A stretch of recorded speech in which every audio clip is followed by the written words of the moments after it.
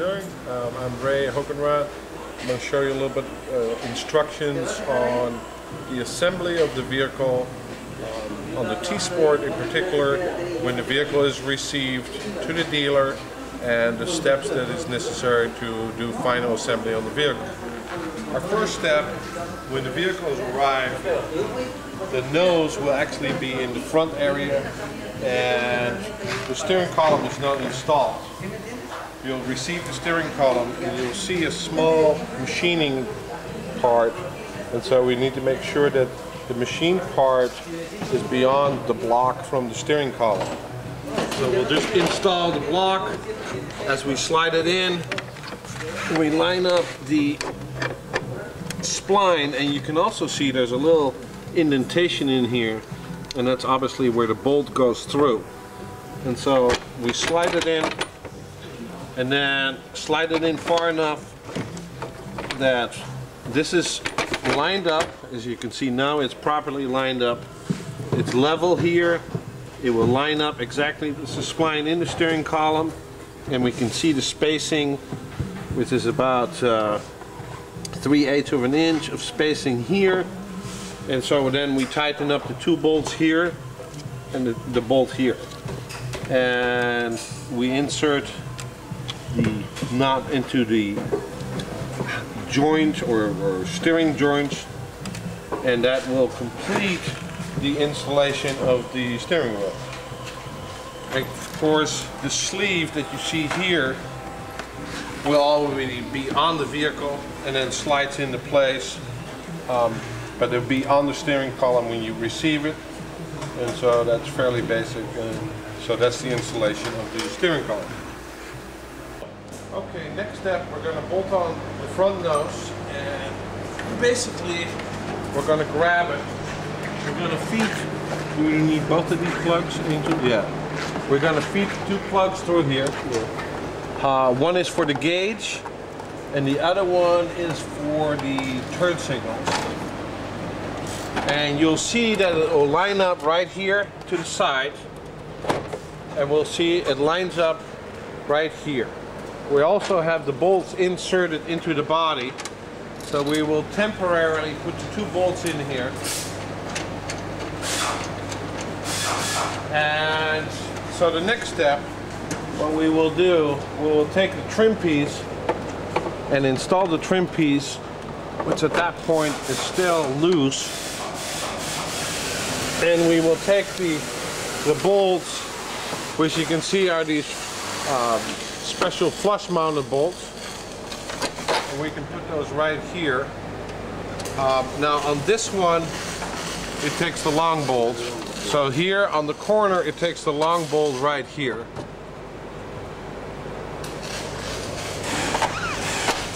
And then on the side, it will take the smaller bolt, which is the 1¼ inch bolt, which go right here on the side.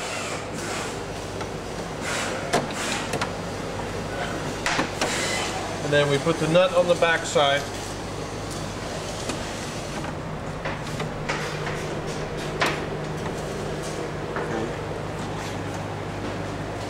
And so we got the 1, 2, 3, 4 bolts, which are the flush-mounted stainless steel bolts. One more right here. And it's 1, 2, 3, and then there's the 5th bolt that goes right here.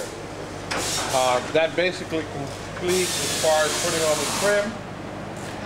And then our next step is the little trim pieces. Can you give me those?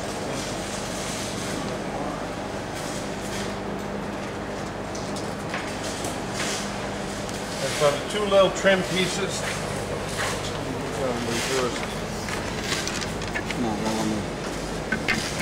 We got obviously a left and a right trim piece. It is already pre-drilled, and we installed the little screws right here, and the other screw goes right here. Okay. Done. Okay. Ready. Okay. Here is what's called the lockout relay. And this particular relay, what it does, it will help when the vehicle's turned on and you plug in the charger. it will send a signal to the relay and the vehicle will be automatically shut off.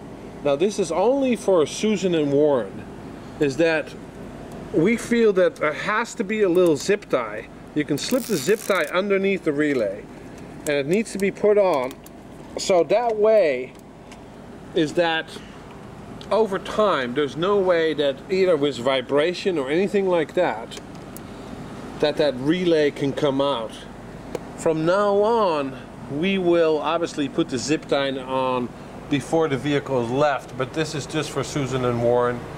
The 6 car that we just sent out doesn't have the zip tie on it. Please put the zip tie on.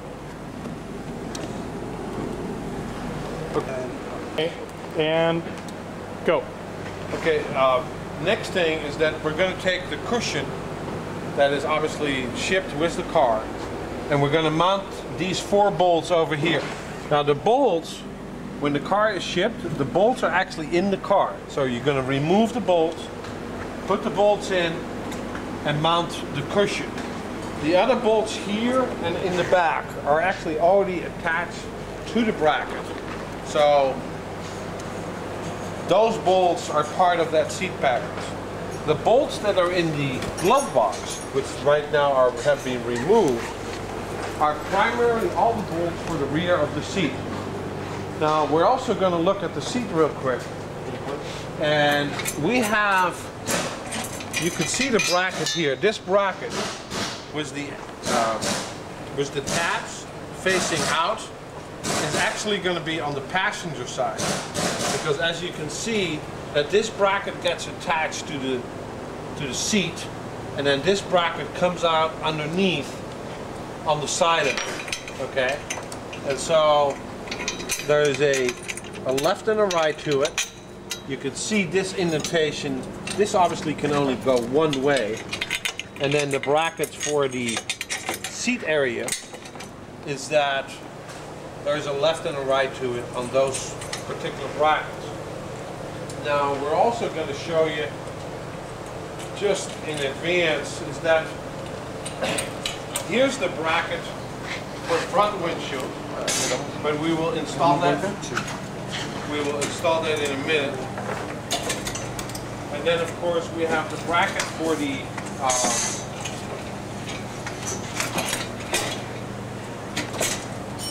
roof upright. So this bracket over here, which is actually gonna, no, I can't do it right now. But this is the one for the passenger or driver side, and this is the one for the passenger side. But we'll go over that in a minute one more time. Go ahead and stop for a minute. Okay, action. This bracket right here, it actually lines up with this bracket right here.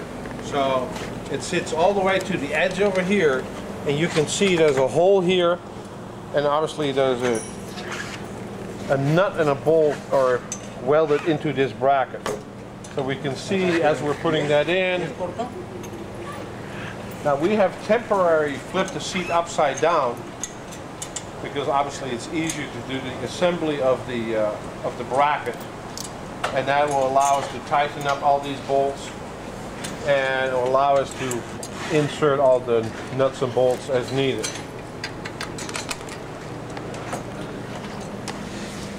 There's also an extra bolt here in the rear corner,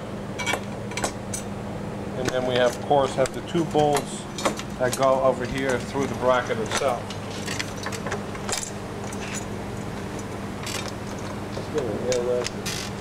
Stop for a minute here. And go.